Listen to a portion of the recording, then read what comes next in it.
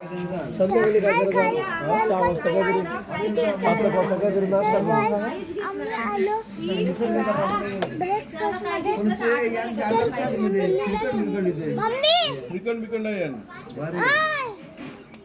श्रीखंड, दही, पापड.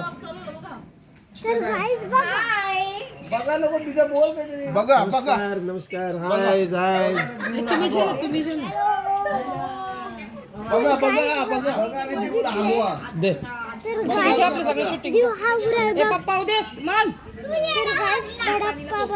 नाही तू बोल. देऊ बघा आंबा खातोय. कोकणचा आंबा. आंबा खाते दाखवते. कोकणचा आंबा खाते. हावरे बघा. स्पेशल. हे बघ. हाय. कसा आंबा खातो सांग.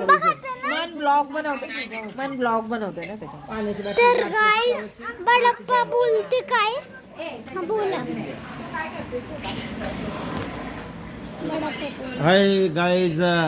अखेर कालू का दिसते. हा दिसेल असं.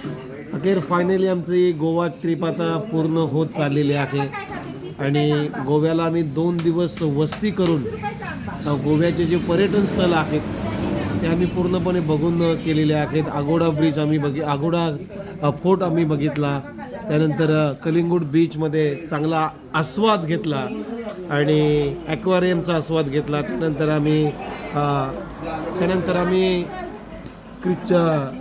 आपला चर्चला गेलो होतो जिथे मेलेली बॉडी आहे त्या बॉडीचं दर्शन घेतलं आणि आता फायनली आम्ही आता गोव्यावरून आमच्या परतीच्या मार्गावरती आमच्या मायदेशी म्हणजेच मुंबई इथे आम्ही रवाना होत आहे आणि मध्यंतरी इथे आता आम्ही जेवणाचा आस्वाद घेतोय. तिथे जेवण आहे आणि हॉटेलला शेतकरी म्हणून एक धाबा आहे.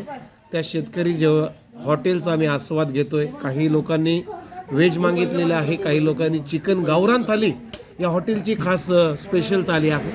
त्या स्पेशलचा आम्ही आस्वाद घेणार आहोत. थँक्यू. तर गाइस आता आम्ही नवी मुंबईवर जाईल. तर गाइस आता आम्ही ब्रेकफास्ट करतो.